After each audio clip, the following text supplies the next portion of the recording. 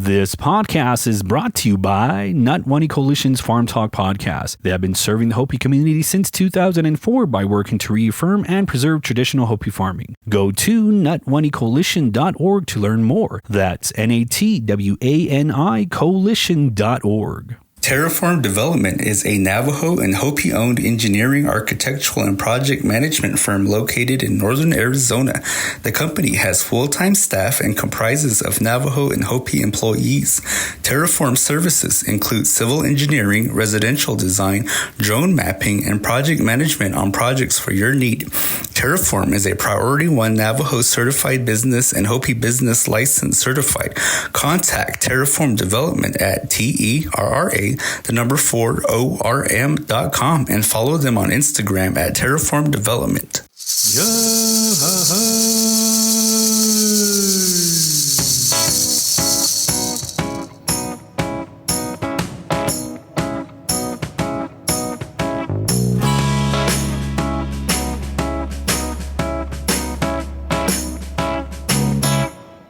You are now listening to the Carl and J-Man Save the World podcast. I am your host, the 5-star, 5-diamond chef J-Man, and with me is Whistling at Night Carl.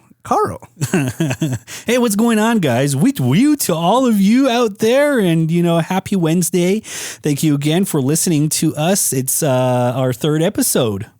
Happy Wednesday, or whatever day you may be listening to the podcast. I like to break fourth walls around here, and it's Wednesday when we make to them. Disrupt. I'm kind of that kid that when Carl had his Hot Wheels set up all nice, had them all arranged in line, and then I come through and I start kicking shit around and just to piss him off. He's that asshole that mom tells me not to go near. Don't go near that boy. He looks ugly.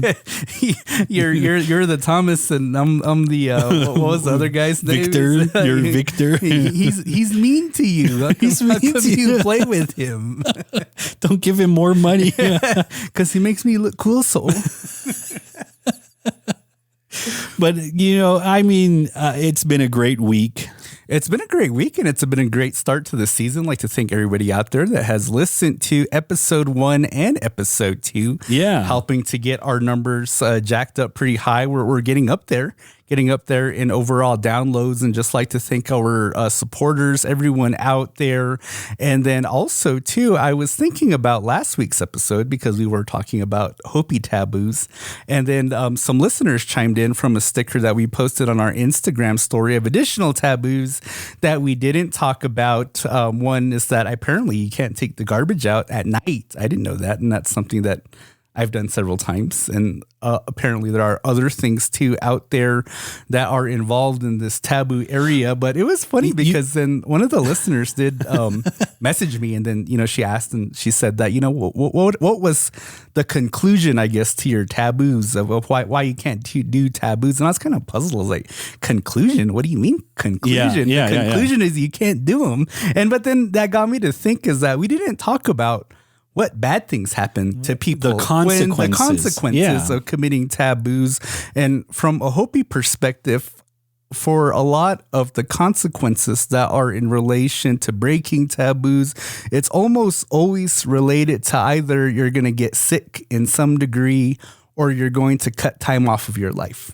I get. Yeah. And so in Hopi ideology, I guess it's this belief that we all have a time limit. On what our life's going to be. And so when we break these rules, that we lose time off of the time limit. And so, that was one of the things that I had thought about. Like, we didn't even talk about what the consequences were for taboos. But it was funny because then, when a lot of the listeners started throwing out more ideas of what other taboos are out there, that, when we first were talking about it last week, that I had it in my mind that I don't break a whole lot of taboos. Yeah. But then people were throwing it out there. Oh, you can't have sex in the shower. or you can't get head. Are these Navajo taboos that you're talking about? I think that they are, but I wouldn't doubt that Hopi is the same. And so, for all of you nesty res couples out there, probably breaking taboos on the regular. But that was just my quick little recap. And actually, would like to give a shout out before we get into go ahead. The main part of our episode today. I'd like to give a shout out to our podcast brothers, I guess, if you want to call them that. Okay, all right. Your auntie's favorite podcast. They announced over social media that they reached over 30,000 downloads, and so I'd like to give a big shout out to the boys down there in Phoenix. And so 30,000 times we heard the Yoff boys talk about Carl and J-Man. Oh yeah, exactly. And so I'd like to thank them for their support to us, and definitely we would like to reciprocate that, and that maybe one day we'll have you talking about them 50,000 times, but I doubt that. Yeah, exactly. Congratulations, guys, for reaching that milestone. You guys are still in the Little League right now. We're still heavy hitters, but, It's so funny to hear you talk trash. It's enjoyable. I like it. Exactly. I try to stay subtle, but yet harsh. You try to stay subtle, but yet hardcore. I'm still hardcore at heart. I like that. So we do have some new 30-pack sponsors as well, too. We have two of our newest 30-pack sponsors. So congratulations, or have a shout out to Shane Dempsey and Troy Lamovoya.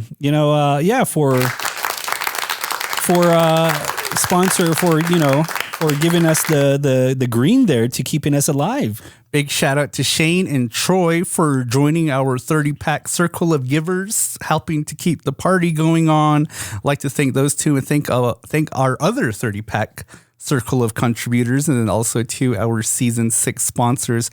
Big kwakwa to you all, because then, as we mentioned before, that the CJ podcast brand is expanding, that we did add an additional person. And then so we mentioned Stacy last time. And so. Yeah, exactly. I do want to give a shout out as well too. Oh, thank you. It's been some time since you've given me a shout. I appreciate it, man. I do feel unappreciated around here sometimes, because, I am the guy that fuels the ship, so to speak. And yet, I don't get any employee of the month plaques or any type of recognition dinners. In fact, I think you still owe me a lunch on a bet that we made a while back that you lost. And so, thank you for the shout out. If we were Titanic, you would probably be on green class, because green class is the lower class. You would be like Jack, the stowaway. Disagree. Well, anyway, I would like to give a shout out over the past weekend and a half ago, I think it was. My brother had his girlfriend had a baby, and we did one of our baby's naming ceremonies. Oh, cool! And there's a lot of women involved on both parties, both of the ends of the clans, and my brother's girlfriend, her clan is Maikyas, which is Sun Forehead clan, and they're, they make the meals for the opposing team pretty much. For the father's side. For the father's side. And there we were invited over, because when we brought our meat over, like our sikwi to make a nokwivi, they invited us over and we sat down, and there was a plate of tacos, and it's just the traditional tacos. You know how like the traditional Hopi taco is? It's just bland sikwi, like, just ground beef, nothing added to it. Yeah, the traditional thing. And I wasn't expecting much of it, and I tasted it, and it's like, man, this is really good. It's like, this is not Hopi tacos here. I was scarfing them down. I was like, man, who made this thing here? And so, one of my guys, she was saying that one of the girls had made the tacos because they had listened to us. Oh, really? Because of the episodes that we said that I guess it was the food episode. They listened to us that we were saying that Hopi tacos are bland. We were complaining about that, and so they said we have to use spice now in order to bring. So, and one of the girls there, I want to make a shout out to Kiana Mace. You know, she's the one who, I guess, created the tacos or helped create the tacos there. You know, happy belated birthday. I think she told me it was in July, I believe. You know, because we did a shout out for birthday thing before. And she's like, I want a shout out. It was a birthday. And I said, well, I'll give you a shout out for your tacos. And would be Carl to be complaining about the food and how it tastes, which is not necessarily a taboo, but is something is discouraged. But big shout out to Kiana, to our sweetheart, for listening to us and to adding some flavor to an otherwise very bland meal. But quack. All right. Well, thank you.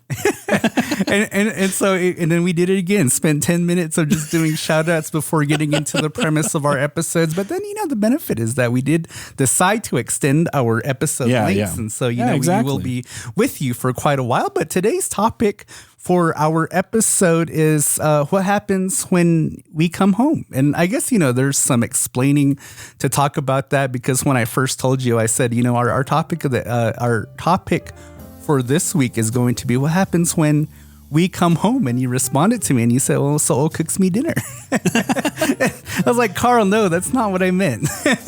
and so I guess really, you know, what the meaning behind that of what happens when we come home. It's this idea that a lot of us on the reservation that grow up on the reservation are presented from those that are older than us. It's this idea of creating dreams. Yeah. It's this idea of that, you know, you're going to get your education, you're going to go to college, you're going to move away from home, you're going to go to college, or you're going to pursue a profession into which you can learn valuable knowledge that's much needed back here on home. You're going to go out there, you're going to accomplish a lot of things, but then at some point you're going to move back. You're going to move back to the reservation, and then you're going to share your knowledge. You're going to help to make home a better place. And so really that's kind of the premise, I guess, or the idea behind the topic today of what happens when we come home. Do you remember when we graduated from high school? From high school. Yeah, I remember. Yeah, and there was a speaker up there that said, go out to the world and make something of yourself. Go out and learn something new, so when you come back to the reservation, you have this knowledge, this working knowledge to actually help your people here. And when you do, there'll be jobs lined up for you. There'll be, you know, all of this infrastructure that's going to go on there. And we were promised that we would become leaders of the world. You're almost given this feeling like you're going to be treated like celebrities. Yeah. That because you go out into the bigger pond. And then you go and experience things. You obtain knowledge, earn certain types of accreditations, whether those be degrees, certificates, or whatever else, some sort of validation from the outside world, and then you come home, and then all of a sudden you're supposed to have this big parade that you were talking about one time in a past episode.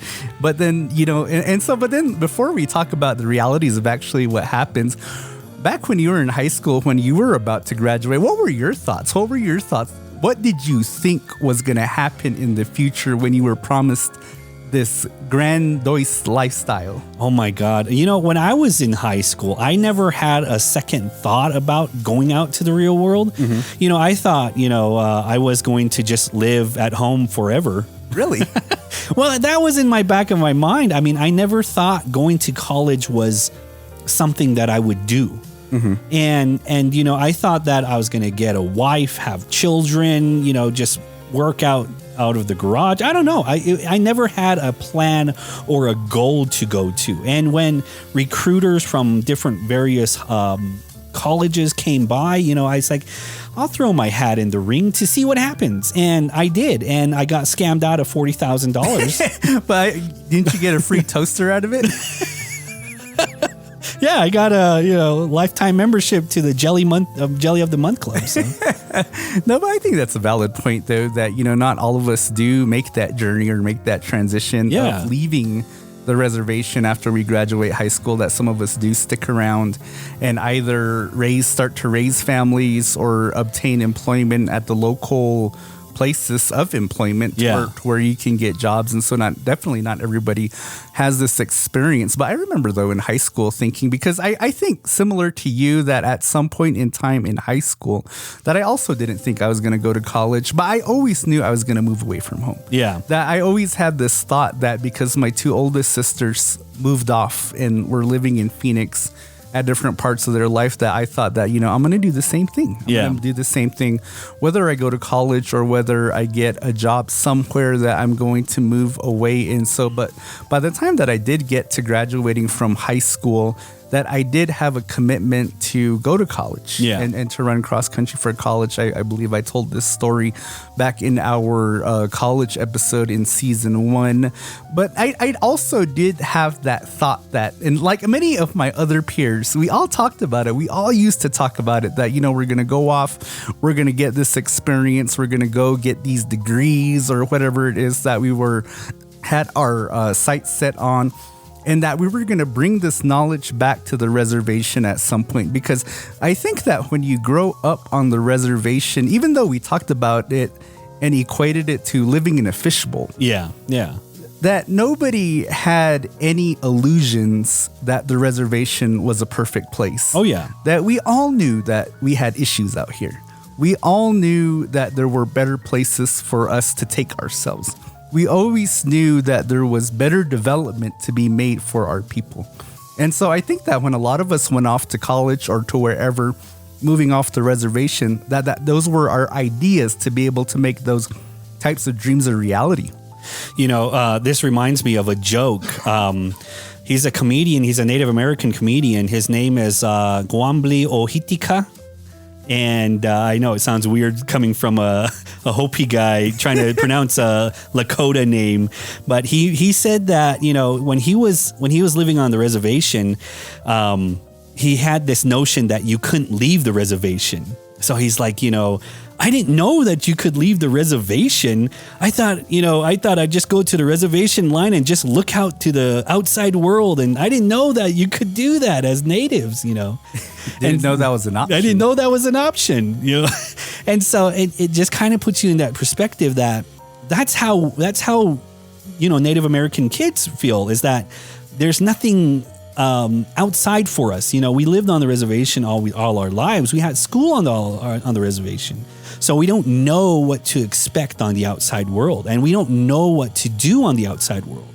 And that's the reason why a lot of us have failed on making like a difference on the reservation, is because we didn't have that real world experience. And when somebody comes up, or when somebody is in front of you and you're graduating saying that you're going to become leaders of the world, it messes with your mind to say that, how can I do that? How can I become a leader of the world? But I have no experience. I had nothing to look forward to. All I see was MTV and BET TV, all of these influences that were on social media, but yet nothing was influencing me to become something better. And so a lot of us on the reservation have failed because of that. And that's the reason why a lot of us, when we're coming back home or we're leaving the reservation, getting a degree or getting something and coming back, we have that failed notion to see that, man, my tribe failed me. And so that was like the kind of the eye opener of like, yeah, it is true that we just don't see it in a way where we want to see it, I guess.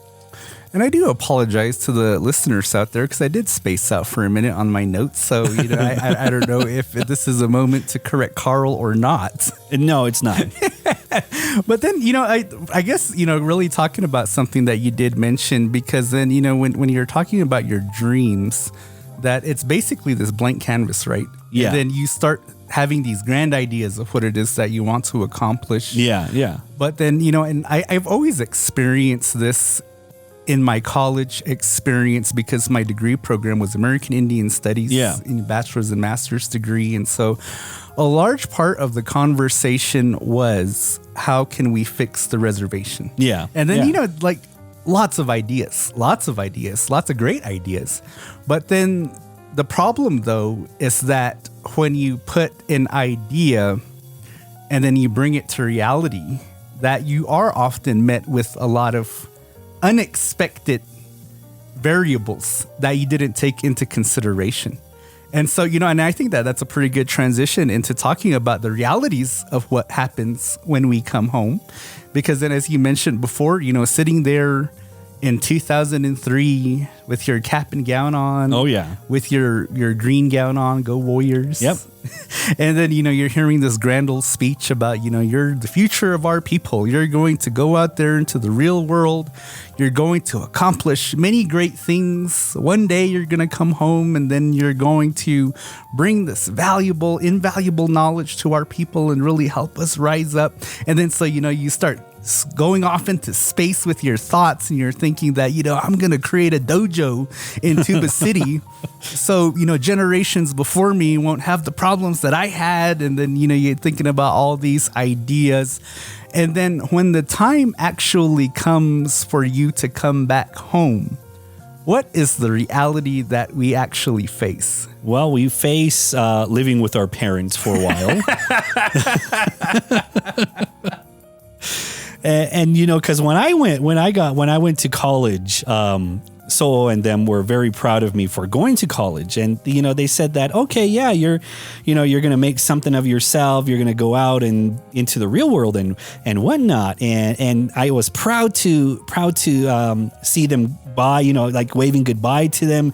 And I remember that Kwa gave me this speech saying that don't do anything bad that you'll ever regret the next day. Mm-hmm. And I took that to heart, and it's like, that is true, because, there's a lot of things that influence you in college and whatnot. Of course, if you see Porky's 1, 2, and 3. And I know you've seen all three of them numerous times. Exactly. Pausing certain parts, ruining your VHS tape. Rewind and pause. Yeah, exactly. What Bahanas refer to, it's called a pause and toss. So anyway, back to my story is that when Kwa was saying that to me and saying our goodbyes and everything, and the next day it felt weird, because going off the reservation was something different. Because I never been off the reservation, never lived off the reservation, especially when you're still in that mindset of like just fresh from high school. Yeah. And then when what are bills? What's the bill? Yeah, like I never knew the concept of like paying rent. I have to pay to breathe. It's like this. Like rent is like, what's rent? It's like, I have to pay for water. But I'm native. I'm Hopi. I just go down to the spring. I'll get some water.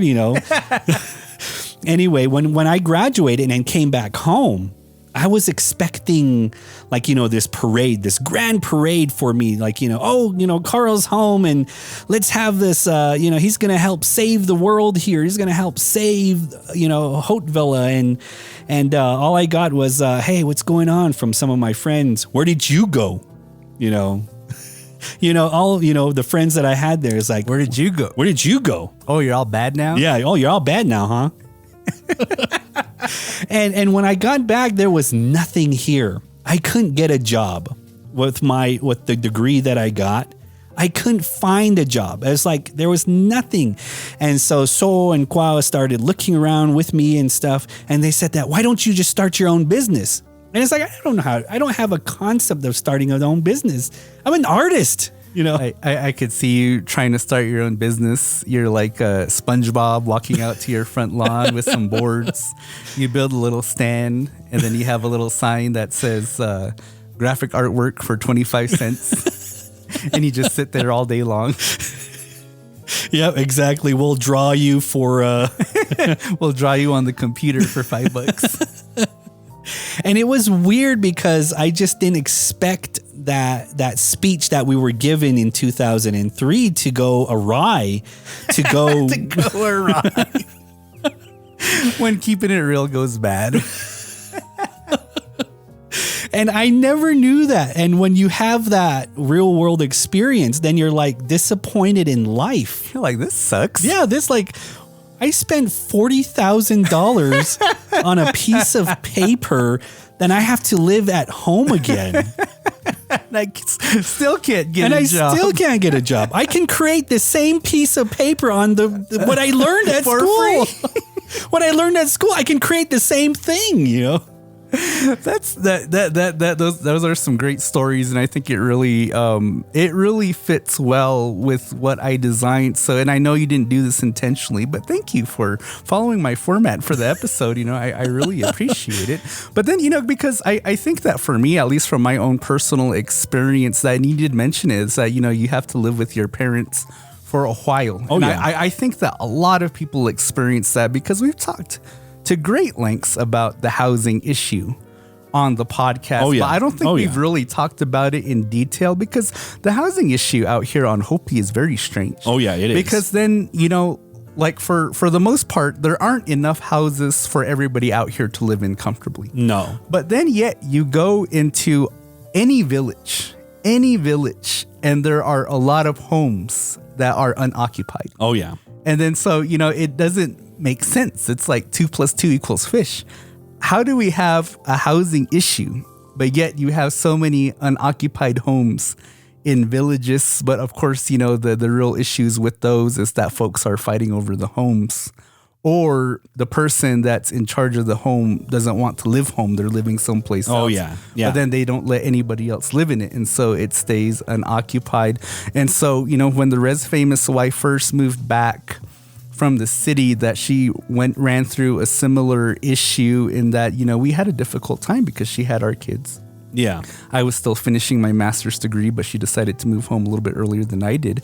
And that, you know, she had to rent out a trailer home in Tuba City. Yeah. And so that's where she was living for a bit. Yeah. But then in the middle of living in that trailer, that she had to move out because the owner decided to sell the trailer to somebody else. And then she was living in a hotel for a few months before we ended up getting the home that we're living in right now. And so a lot of other individuals out there have issues because for a lot of people that do come home and are able to find jobs, are able to find work, are able to make a living, that it's not difficult for people like us to go out and purchase something like a trailer, right? Yeah. Like a trailer that you can move. But where the difficulty is where are you going to put it? Yeah. Because not all of us have places that you can put a trailer. And so, you know, that was the issue that me and the Res Famous wife ran into, is that we could purchase a trailer, but where are we going to put it? And so it was difficulty of finding a place to put it. And I know that that's a lot of issues that other folks find when they're trying to find a place. And then, as you mentioned too, the work, because then, you know, for myself, it's that, you know, I in the profession that I'm working in now isn't something that I went to school for. Yeah. And I know that's kind of similar to your situation. Oh, yeah. Yeah, exactly. And very similar to a lot of other people in a lot of different places that they work out here on the reservation, because we've documented it before that the workforce just isn't very deep in terms of the diversity of what it is. Is that more than likely, if you're going into the educational field, if you're going into the healthcare professions, you'll be okay. Oh, yeah. You'll be okay, because for the most part, I know that schools out here are always looking for individuals with that type of educational background, that the healthcare centers are always looking for people. But what happens when you decide to become a scientist? Yeah. What happens when you decide that you want to become an architect? Or what happens when you decide to become something else? And in your case, a graphic designer. Yeah. That, you know, what happens when you come home? And so, you know, that's kind of the difficult thing, is that, like you said in your speech, is that we were promised bright futures. Yeah. We were promised parades. We were promised all these other types of great benefits. But yet after we go through the process of moving away from home, getting our degrees, putting in a lot of effort. And see, that's the thing. Getting a degree isn't easy. No, it's not. You know what I mean? Like it's a lot of effort. It's a lot of work. It's a lot of time commitment. It's very difficult to get a degree. You get that, you come home, and then you're basically almost to a degree stuck at the very beginning from which you started. Exactly. You know, and before we go on, we're going to go ahead and take a quick break for our paid sponsor. Nurturing Indigenous Intelligence is a grassroots organization based on the Hopi Reservation. They work to alleviate the hardships in the community through acts of giving, from distributing school supplies, volunteering at various places, and working to expand their services. Follow them on Instagram at Nurturing I Squared and on Facebook at NI Squared Team to find out more. And so for sure, we're not the only individuals out here that have experienced that type of splash of cold water in the face. Oh yeah, no. When we come home. And then, I think the other difficult thing, and you kind of alluded to it a little bit to a degree earlier, is that how we fit back into our communities. Yeah. How we start kind of, assimilating back to reservation society, because then, for the most part, when you move off the reservation, that you do assimilate to wherever it is that you're living. And for me, I lived a large part of my 20s, my entirety of my 20s in the Phoenix area. Yeah. And so I very much assimilated to that type of culture.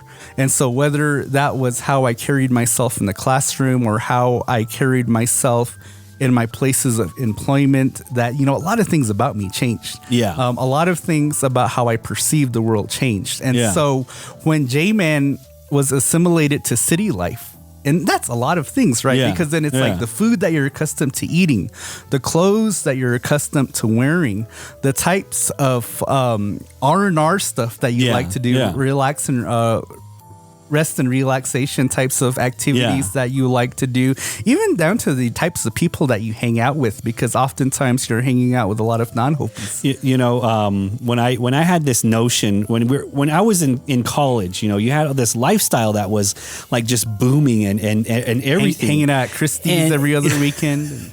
And, eating this great food that you go to restaurants. And when you Filiberto's. And then when you go home and then you're like, Ma, so there's no foie gras here on the table, and like, you guys actually dress like this, and you're for dinner? For dinner? You're like, where's your suit and tie? And it was weird because that's how I felt. I felt like, there was something missing from home, there was something missing at home when I came back. And from what you were accustomed to. Yeah, what I was accustomed to is like, as like a plastic silverware. It's like, that's unheard of, So where's your washing machine? Pushing random things on the counter on the stereo. So how do you get this started? And but it's true though. It's true because that was one of the first things that I remember when I first came home. Yeah. It's that because where I lived at, because I didn't cook all the time. Yeah. And I don't think a lot of us did when we were single on our own. And I remember that, coming home thinking like, oh man, I could go for some pad thai right now. Yeah. Or, oh man, I could go for some Little Chicago's pizza. Or, you know what I mean? Like you have all these ideas of different types of cuisines that you want to consume, but then you're stuck with very limited options. And I remember thinking like, God damn, man, I can't wait till we go to Flag. And that's kind of a joke that I tell to people all the time. It's like now when I travel to like Flagstaff or Phoenix, the one thing that I think about the most is, where are we going to eat at? Yeah, exactly. You're thinking about food. And then the other big thing too about moving back home, getting readjusted to reservation life coming from the big city, is all of the conveniences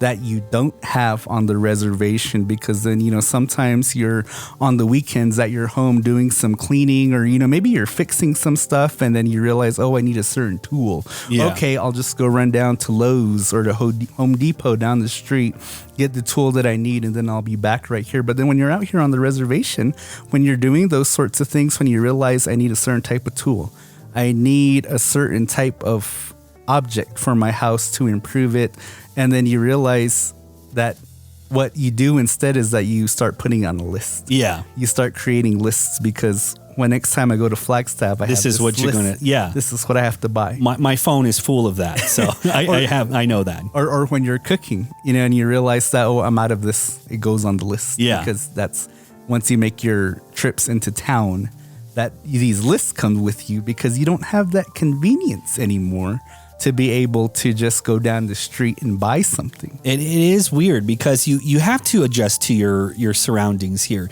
And I did that when I did go off to college. And when I went off to college, I didn't know that you could get like McDonald's 24/7. I thought it was like dinner time was at 6. It is true because, I live with old That makes old me people. laugh for the fact that I know you live with old people. Because dinner's at 6 o'clock and my meal is there at 6 o'clock. And so when I went off to college, and my college guys, my college buddies, and it was around 5:30 and I'm like, hey, are we going to go eat? I kept on asking, they're like, eat? Lunch? Like, what, you want to eat lunch? And I'm like, no, I thought we were going to go eat dinner. Like, you mean at 10? 10 is about dinner time. And I'm like, no, 10 is for sleeping time. We go to sleep at 9:30. That's what Soul and Quest says.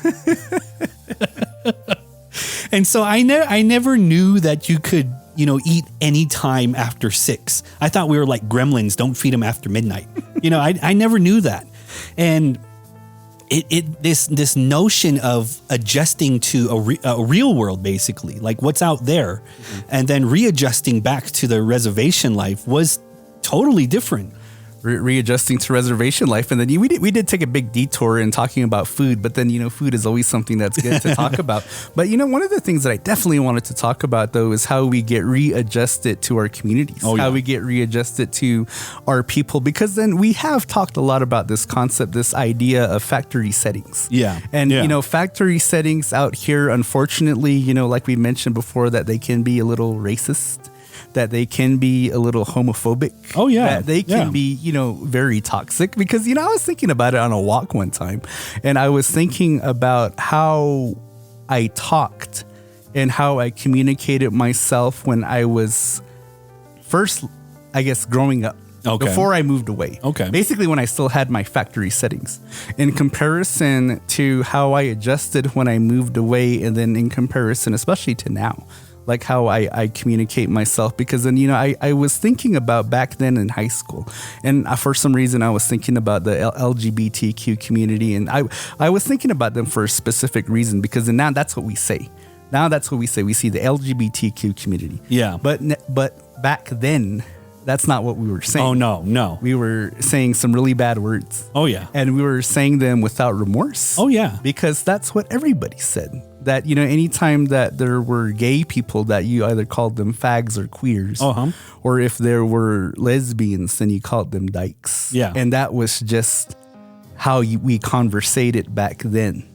And then going into college, meeting a lot of individuals that were part of the LGBTQ community, and really learning about the trials and tribulations that they undergo. Basically, a lot of what our guests from the LGBTQ episode, what they said, that, that they do receive a lot of harassment, unfortunately, a lot of even physical threats, and even like the fighting that our guests were talking about. And so, I was able to sympathize for what the struggle that they go through. And so now I feel like that because I moved away, that I gained that knowledge of a different culture of people. Like a view. And then now I have so much more respect for what it is that they represent, for the types of lives that they live, because I know a little bit more now. But yet, and we've talked about this a lot, that our people out here, unfortunately, we have blinders on. Yeah. And that, we're very much tunnel visioned, and that we only want to see the world in a certain way.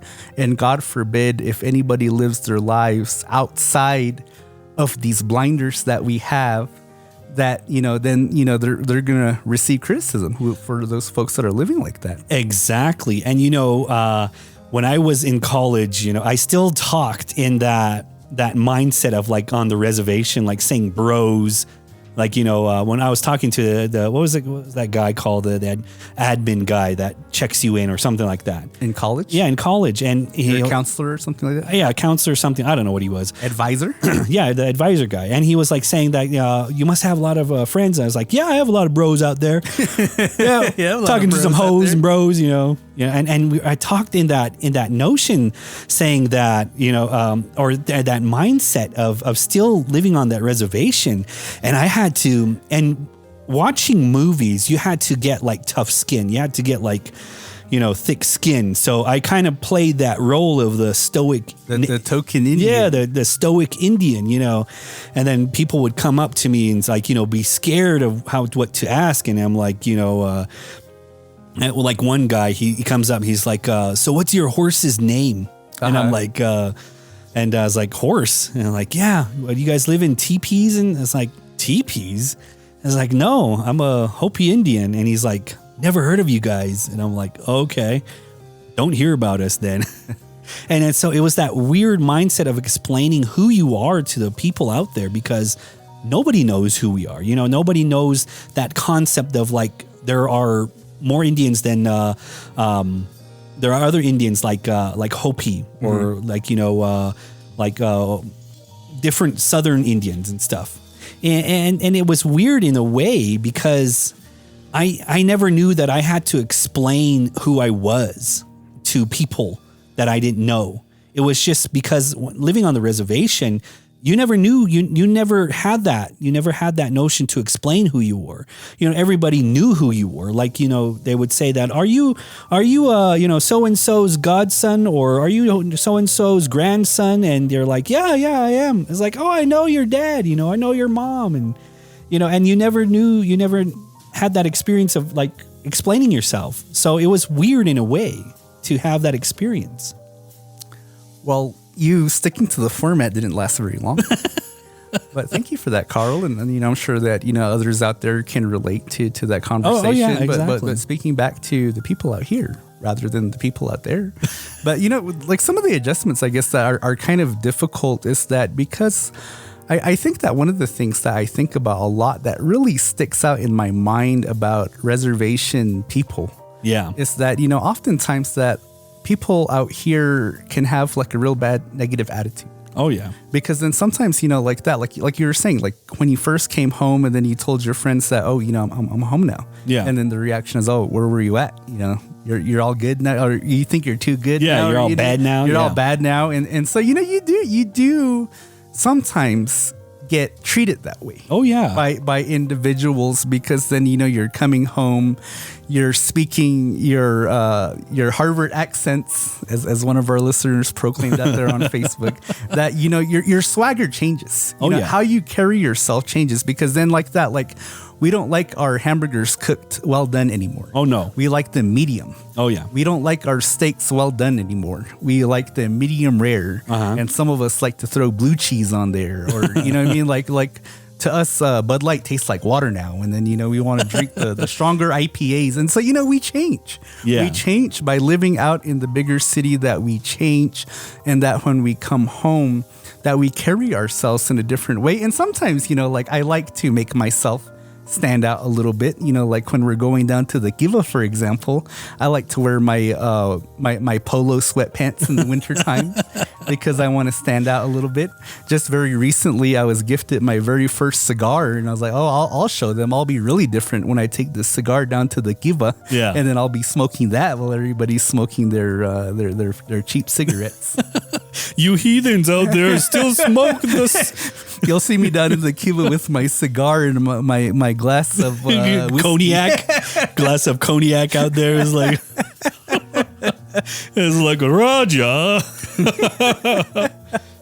and so it does take an adjustment. And even the other thing too that I guess that I think about often too, the other adjustment is that when you're communicating with individuals out here, that they do talk like that. How they have that reservation vernacular still in how they communicate. But I talk like this. Like I'm comfortable talking like Fraser Crane or like Sheldon Cooper, or you know what I mean? Like I'm just comfortable in talking, I guess, in a little bit more developed English speak, even though, I recognize that my English isn't the greatest all the time. I just read that if your English is very, very bad, that means that your first language was not English. So congratulations to everybody who has broken English, because learning English as a Hopi person is very, very hard, because you're around Hopi people all the time who speak Hopi, And when you figure out that Hopi is, and you pick up the words, and when you start to learn English, then it's kind of hard for you to differentiate the two. So I think that's only in certain contexts, and I think really what they say is that when you speak English with an accent, it's when you speak another language. Yeah, that's true. Because I do know a lot of people that speak broken English but can't speak Hopi. Oh, yeah. All right. Before we go on, we're going to go ahead and take another quick break for our paid sponsor. Coenvioma Law, PLLC is 100% native owned and operated, founded by Vern Coenvioma. Their practice areas include corporate law, business transactions, finance, economic development, gaming, casino development, online gaming, real estate, environmental permitting and approvals, telecommunications, government affairs, employment and labor relations, historic preservation and cultural resources, and energy. Coenvioma Law is committed to making positive and lasting change in our communities as they support nonprofit volunteering, community activism, and employing Indian preference in hiring and vendor relations. And I don't, and I guess going back to our conversation about the speak, like I don't say that to try to be condescending. Oh, no. I don't try that to be egotistical or, to build myself up, but that's the reality. Oh, yeah, that's the reality, because then like when I go down to the Giva, and then, you might hear me talking like this down in the Giva, but then a majority of the individuals that are down there aren't speaking the way that I'm speaking. Oh, no. In fact, the older individuals are speaking Hopi. And so, it's like this, I guess you get to a point where you develop in a certain way that in a way you unalign yourself from the reservation. And then when you come back to the reservation, you're trying to realign yourself with the reservation. But then I also realized too that, sometimes a part of that realignment process is that sometimes you pick up some of the bad habits again. Oh, yeah. Or you start to pick up some of the toxic habits. Because then, I truly do believe that, how you talk or how you carry yourself is heavily influenced by your physical your physical settings or, where it is that you are. And so, I've come to realize that I think that I've gotten a little bit more toxic again from living out here. Being out here. Because then, like when you're out in the city and you have friends that you communicate with each other, I guess, in a respectful manner. Oh, yeah, Like, hey, Joe, what's going on? How's the family? Oh, your family is doing pretty good. Oh, cool. All right. Well, we'll see you later. But then when you come back and you get re-engaged with your reservation friends, hey, what's up, Carl? What's up? Little boy. Or you start throwing. I was trying to think. I was trying to think of a clever insult to say to you, but then I didn't want to say anything too mean. But then that's how we talk to each other. Like we insult each other a lot out here. That's part of the culture that we talk crap to each other a lot. Yeah, exactly. And especially like with the dynamics that we've talked about before, that as Hopis within our culture, that you tease your nieces and nephews. You tease your sisters. You tease people that belong a part of your clan for reasons I'm really not sure as to why we do that. Yeah. But that's what we do. But that's part of the culture. Because then, I'll see my nieces or other clan sisters posting on social media and I talk shit because, that's part of the culture. And then, it happens in other way around. And so it's like this shit talking redevelops in you. When you come back home, because that's a part of the reservation culture. And then sometimes, it kind of backfires on you, because I have this buddy that is an urban Hopi. Okay. And he practically disowned me on social media because he got tired of my shit talking. He couldn't handle the he couldn't handle the heat. Couldn't handle J-Man in there. And so that's kind of something that kind of helps to I guess make something like that stick out, that, wow, I think I've gotten more toxic again since being back home. And it is weird. It is true in a way, because when I moved back home, a lot of my friends out here, thought that I sold out. I was a sellout, and how come you got this degree here, and you don't need a degree to carve a doll, you don't need a degree to draw a picture, and it's not about that. It's about finding a job with the skills that I have developed, not just because I'm an artist, but because I want to be respected in the art world, I guess you could say. Mm-hmm. And then I think too that a lot of the other big change that people like us experience is that when you live in a big city, and you start not only just outside of your education, whatever it is that you're trying to get a certain type of training for to build a career for yourself. Okay. But like when you actually start to work. Yeah. That when you actually start to work in certain areas, that in the city that there's a concept that they call professionalism. Professionalism meaning that, you dress appropriately when you go to work, that you converse with your colleagues, your coworkers in a certain way, because that's professional. To be like that you develop certain habits, you show up to meetings on time, or, you communicate with other folks respectfully, because that's professionalism. But then when you come home to the reservation, that professionalism is another seed that doesn't grow out here, because when you try to cultivate that professionalism plant, it dies. Oh, yeah. Just like the romance seed. And so, I think that that's kind of a big adjustment. And it's something sometimes, a lot of times, that it's a difficult adjustment for folks like us to make, because then I guess from my experience, and I do have it written on my format for this part of the episode, J-Man goes off. And so I'm about to rant right now. All right, go ahead. But then, when you think about in the outside community, when you think about how things work, the types of processes that exist in certain types of organizations, that there's sense to it. Like goals are established. And so everybody that's working under a certain umbrella, that we're all organized so that the organization overall is working towards those goals. Yeah. But when you come home out here, and then you get thrown into the work environment out here, that a lot of the times, that a lot of the work environment, how is this? It's established, it's very chaotic. Okay. And that oftentimes there are no defined goals. All right. And oftentimes the people that you work with are either not fit for the jobs that they're working in, or they don't do their jobs. They don't know how to do their jobs, but yet they continue to have a job. Uh-huh. While individuals out there that want to come home, that have some sort of training in certain areas, that they don't have those opportunities to do so, because somebody else that's not fit for a certain type of position is continuing to hold that position. So pretty much you're saying that, if you know somebody in the business, and you get a job there, you don't even have to have a degree in order for you to work at a professional level. So hence the tribe. Pretty much. I'm pretty sure the rumors are true. If your family, And see, that's the thing. That's the thing, is that I wouldn't completely agree with that notion that people only hire their relatives. Oh yeah. I'm sure it exists, and I'm sure it happens, especially here on our reservation, but it's not 100% for every single position that exists out there.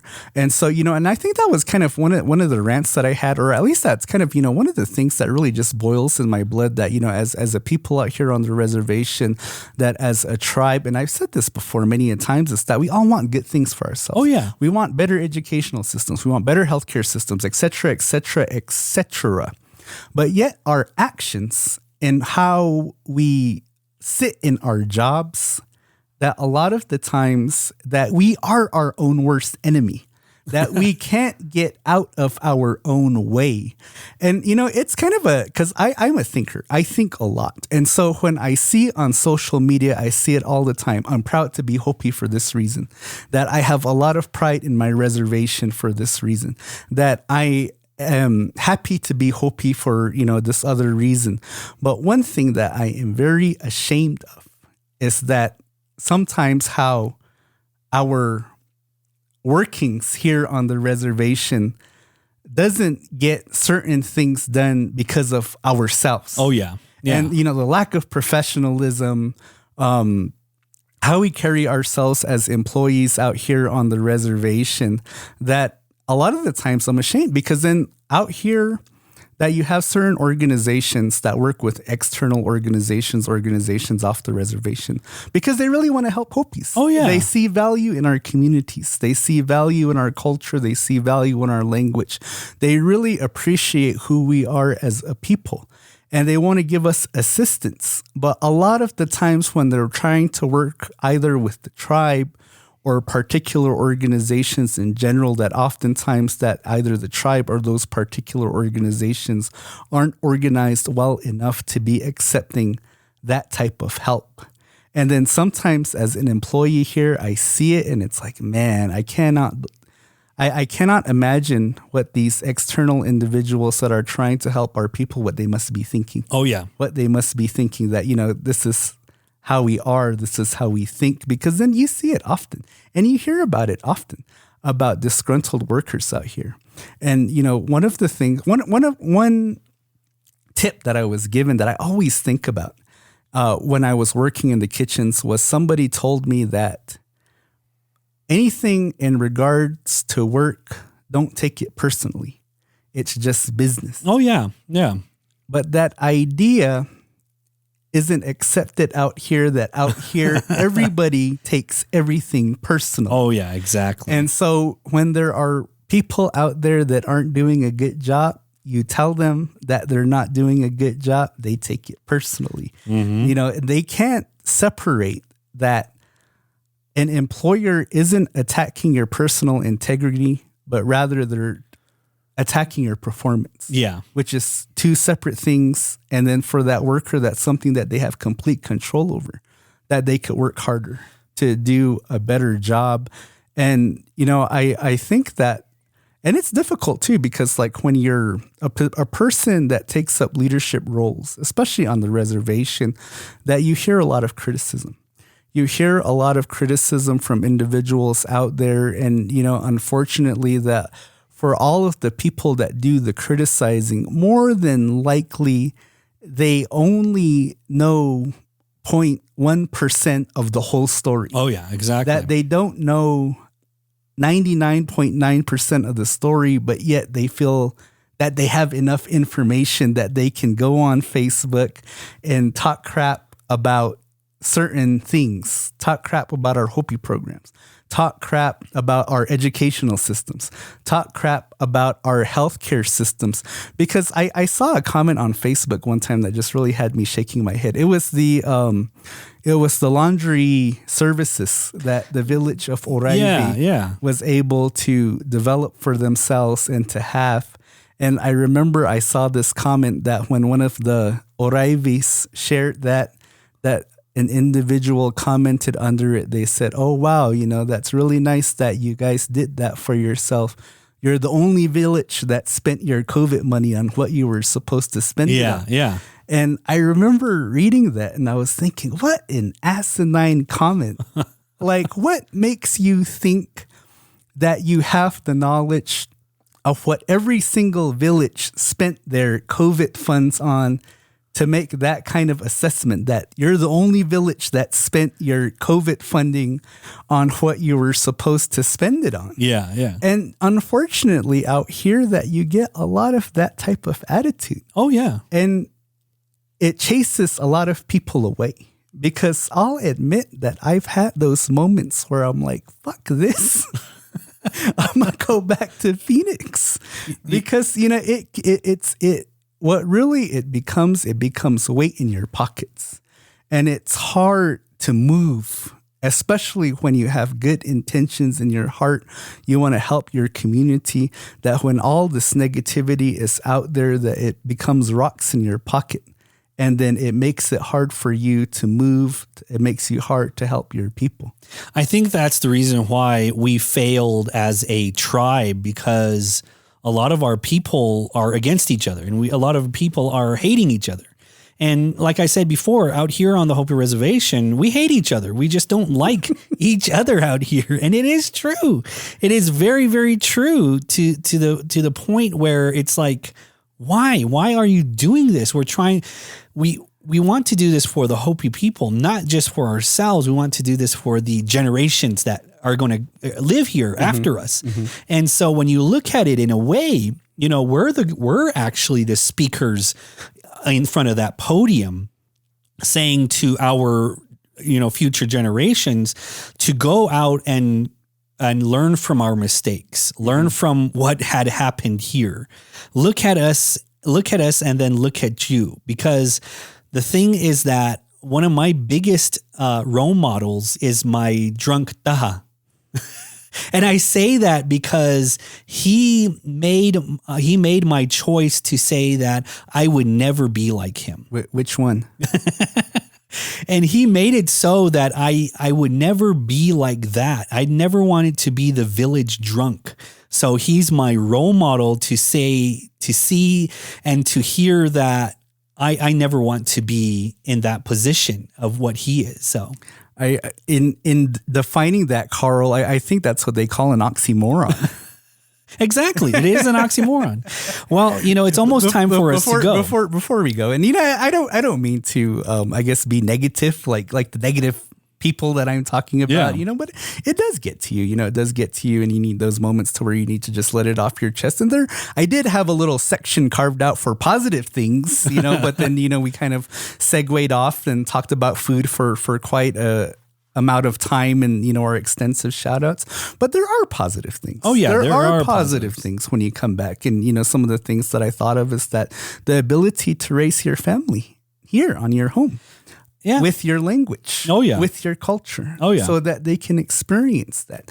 The ability to be full-time now, full-time farmer, full-time participant in the ceremonies. And so, you know, there are many other positive things. And there are good people here on the reservation. Oh, yeah, there are good people here on the reservation. And that's something that I have to remind myself sometimes, that when I'm trying to navigate, trying to weave around, you know, all the negative comments out there, all of the other negativity stuff, that there are people out here that are good, that really want good things for our reservations out here. So, but thank you for coming to my TED Talk. And, you know, I probably won't be invited back, but thank you. All right. Well, thank you again for listening. And if you got this far, I mean, I congratulate you for listening for a whole hour pretty much. So, you know, if you would like to sponsor us, or if you like to contribute to our 30-pack, or if you want to be a 30-pack sponsor, go to anchor.fm/CJ Podcast 85 to become a member. It's only 99 cents or $9.99, whichever one you choose. Or if you just want to give $1 or more, go to buymeacoffee.com/CJ Podcast to donate $1 or more. And if you're not following us on our social medias, we can be found on Facebook, Instagram, Twitter at Carl and J Man. And as we mentioned, we do have a new social media manager, so big shout out to her. She's been doing a great job. And if you're listening to us on YouTube, don't forget to smash that like button, hit subscribe. If you're listening to us on Apple Podcasts, please give us a 5-star review. I know that, you know, sometimes rants aren't fun to listen to, but thank you for indulging me. All right. Well, thank you again for listening to Carl and J-Man Save the World podcast. My name is Carl, and this is my best friend, J-Man. So long. Quack, quack.